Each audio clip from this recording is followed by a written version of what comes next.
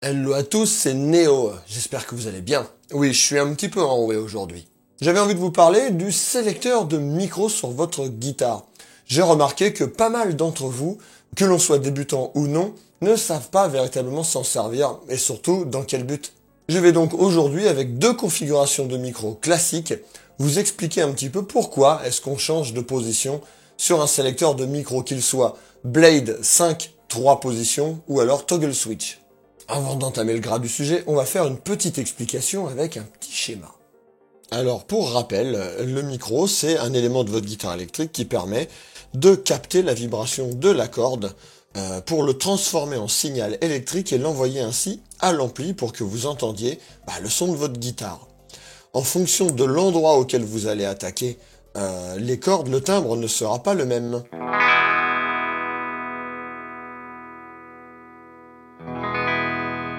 Ça va être la même chose, suivant l'emplacement du micro, il ne va pas capter le même timbre de la corde, tout simplement. On va tester la configuration HH, double humbucker, et la configuration SSS, 3 simples bobinages. Je vais donc vous montrer avec chacune des configurations, HH et SSS, quelques sonorités classiques, et surtout des exemples qui vous montrent tout simplement pourquoi changer de position sur votre sélecteur, que l'on soit en clean ou en rock. On commence en clean avec la guitare avec les micros SSS pour entendre les micros individuels et en position intermédiaire manche milieu et milieu chevalet.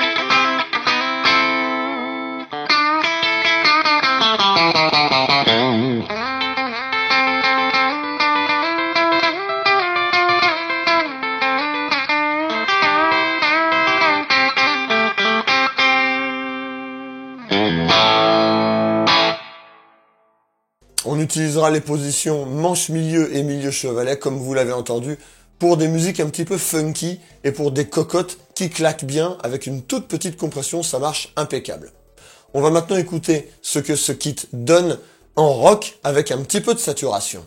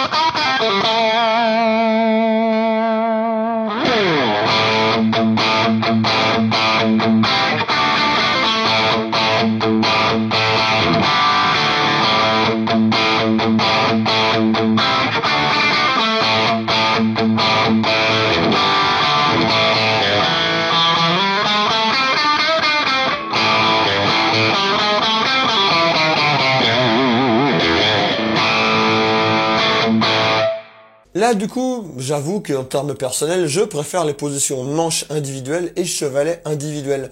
Parce que du coup, on entend soit une extrême rondeur dans le micro manche, soit pas mal d'acidité dans le micro chevalet, notamment pour les rythmiques. Présent, on revient en clean avec la guitare en HH, cette fois-ci double humbucker. On écoute ce que ça donne.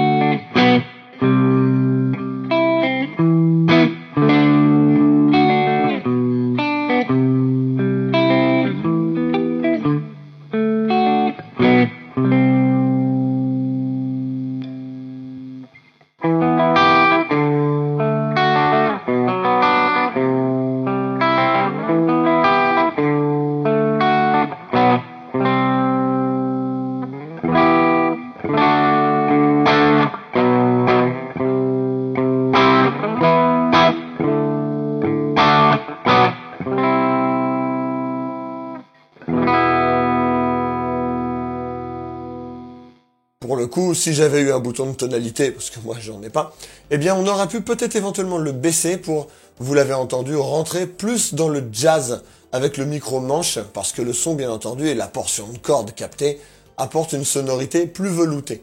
Maintenant, on écoute ce que ça donne avec un peu de saturation rock.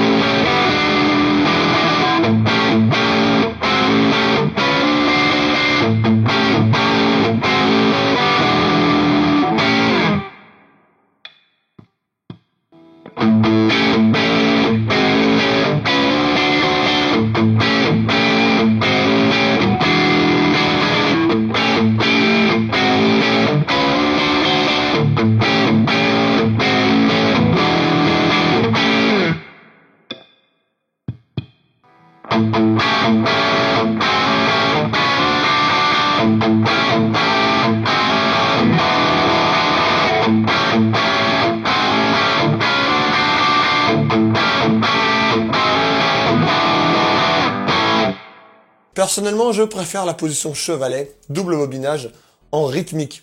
Quand je suis ensuite en solo, j'utilise personnellement l'un et l'autre des micros. D'ailleurs, voici un exemple d'une utilisation solo dans laquelle on change de position entre le micro manche et le micro aigu.